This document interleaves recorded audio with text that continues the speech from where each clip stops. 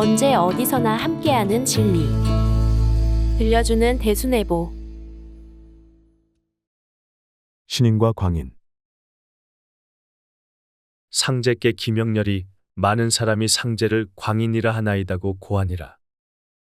이 말을 들으시고 상제께서 거짓으로 행세한 지난날에 세상 사람이 나를 신인이라 하더니 참으로 행하는 오늘날에는 도리어 광인이라 이르노라고 말씀하셨도다.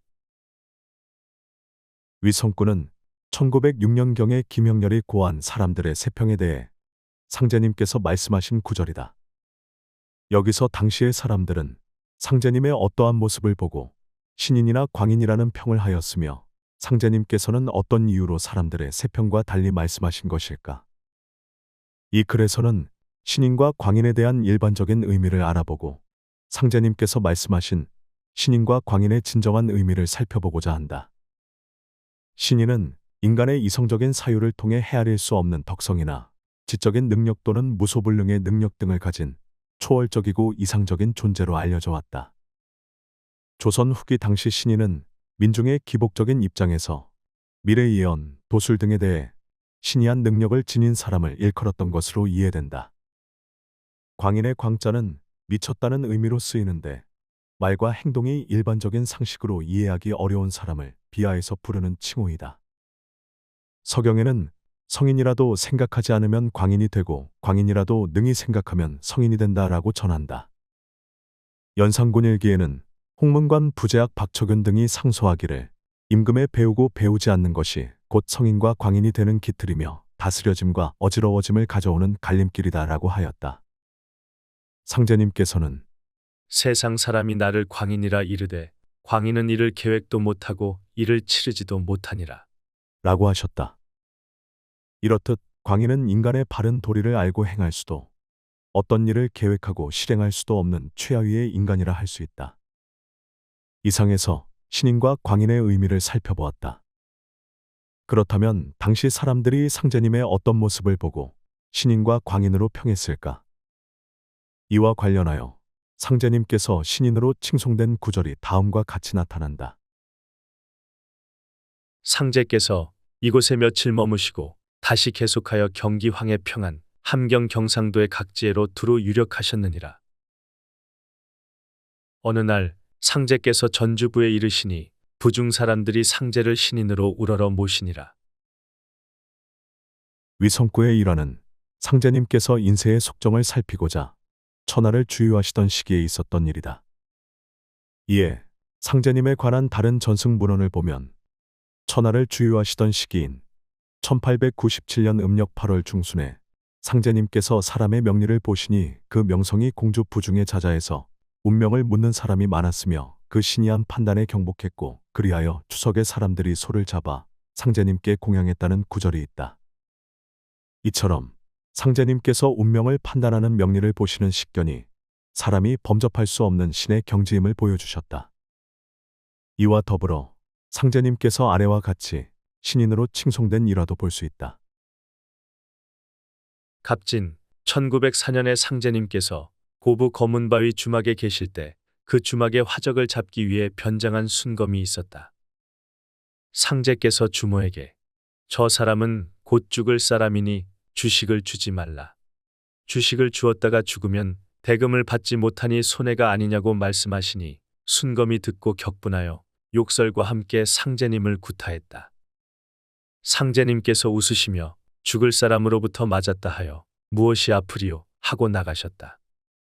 주모가 순검에게 저분은 보통 사람이 아니라 신인이시니 따라가서 사과하고 연고를 물어보시라고 이르니 순검이 상제님의 뒤를 따라가서 사과하고 이유를 물었다. 상제님께서 오늘 밤에 순시를 피하고 다른 곳으로 빨리 가라 이르니 순검이 그대로 행했다. 시간이 지나 화적들이 몰려와 행패를 부리며 순검을 찾았으나 찾지 못했다. 다음 날 순검이 상제님을 찾아뵙고 재생의 은혜의 눈물을 흘리며 감사했다. 주모의 말에서 상제님은 이전부터 신인이라는 평을 들으셨음을 알 수 있다. 순검이 주모의 말을 듣고 상제님께 이유를 물어보자 상제님께서 순검의 죽음을 예견하여 재생시켜 신이한 능력을 다시 한번 보여주신 일화이다. 다음으로 상제님께서 사람들에게 광인으로 평가받은 모습을 살펴보겠다. 이날에 눈이 많이 내리고 날씨가 냉혹하였도다. 이것은 대공사를 처결한 까닭이노라 하시니라. 경무관이 여러 사람을 취조하여도 아무 증거가 없으므로 상제를 광인으로 취급하여 옥중에 남기고 정월 10일에 옥문을 열어 여러 사람을 석방하였도다. 위성군은 상제님께서 고부하액 시기에 의병으로 몰려 옥중에 갇혀 있을 때 있었던 일화이다. 여기서 상제님께서 광인으로 취급받으셨는데 경무관의 질문에 나는 의병이 아니라 천하를 도모하는 중이로다. 라고 이르시고 여러 차례의 취조 과정에서 거듭 이런 말씀을 하셨다. 이에 경무관이 도무지 이해할 수 없는 말이라 결국 광인으로 치부되었던 것이다. 또한 상제님께서 천지공사를 행하시면서 그 구체적인 내용을 밝히시자 이를 이해하지 못한 사람들이 상제님을 광인으로 인식한 적도 있다. 이에 관해 도전님께서는 양반 상놈의 차별, 적자 서자의 차별, 남녀의 차별부터 풀어야 하므로 해원을 근본으로 두고 40년간 3개 개벽의 천지공사를 하셨다. 그래서 그 당시 강사가신이 광인이니 하는 말을 들으셨다. 라고 말씀하셨다. 이때는 1894년의 동학농민혁명에 의해 신분 차별 폐지, 노비의 해방과 천인의 차별 개선, 노비매매 등 부조리한 사회적 모순에 대한 개혁안이 정부에 제시되고 이를 정부가 법률로서 제도화한 갑오경장 이후의 시기였다. 하지만 현실은 오랜 유교적 폐습 등으로 새로운 제도가 정착되지 못하던 상황이었다. 이에 상제님께서는 법률과 제도의 규정으로도 극복되지 못한 선천의 상극적인 신분제와 여러 관습적인 차별 등을 지적하시며 후천 상생의 개벽 공사를 보셨다. 이러한 상제님의 공사와 관련한 일련의 언행은 당시 사람들에게는 그저 광인처럼 보였을 것이다. 위성구에서 상제님께서 말씀하신 참으로 행하는 오늘날과 거짓으로 행세한 지난날은 어떤 의미일까? 상제님께서 참으로 행한다고 하신 점을 살펴보면 이는 상제님께서 강세하신 이유와 관련이 있어 보인다. 상제님께서 강세하신 목적은 광구천하와 광제창생에 있으며 이를 위해 강세 이후 1901년부터 천지공사를 본격적으로 행하셨다. 이 공사 기간 중인 1906년 이후 천하를 구하기 위해 천지공사를 직접 보시거나 사람들의 일반적인 이해의 수준을 넘어서 광인으로 비쳤던 언행들을 참으로 행하신 모습으로 볼 수 있겠다. 이처럼 상제님께서 신인으로 불렸을 때는 탁월한 식견으로 명리를 보시거나 앞날을 아시고 도와주시는 등 사람들이 신적인 경지로 받아들일 수 있는 행위를 하셨던 때였다. 이와 달리 상제님께서 광인으로 불렸을 때는 천하를 도모한다고 말씀하시거나 양반 상놈의 차별, 적자 서자의 차별, 남녀의 차별을 해소하시는 등 당시 사회에서 상식적으로 이해하고 수긍할 수 없는 언행을 하셨을 때였다고 볼 수 있다. 즉, 상제님께서 참으로 행하신 때의 모습은 세상을 구하기 위해 해원상생의 천지공사를 보시며 나타난 모습이라고 볼 수 있다. 이는 곧 진정한 신인의 모습을 보이신 것이라 할 것이다. 상제님께서 거짓으로 행세하신 때의 모습은 무소불능하신 경지에서 누군가의 생명을 살리고 명리를 보아주시는 등 신인이라는 평을 듣게 되신 것이다. 이와 관련해 증산의 생애와 사상에는 상제님께서 팔도를 주유하시며 만나는 사람에게 일러준 박학한 지식과 지혜, 명철한 판단은 사람들로 하여금 당신을 우러러보게 하여 신인으로 칭송을 받게 되셨다고 나타난다.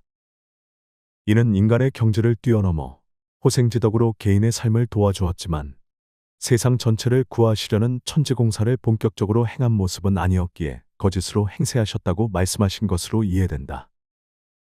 여기서 거짓으로 행세했다라는 말씀은 좋지 못한 의도로 사실처럼 꾸민 행동이라는 일상적인 의미로 쓰이지는 않았다.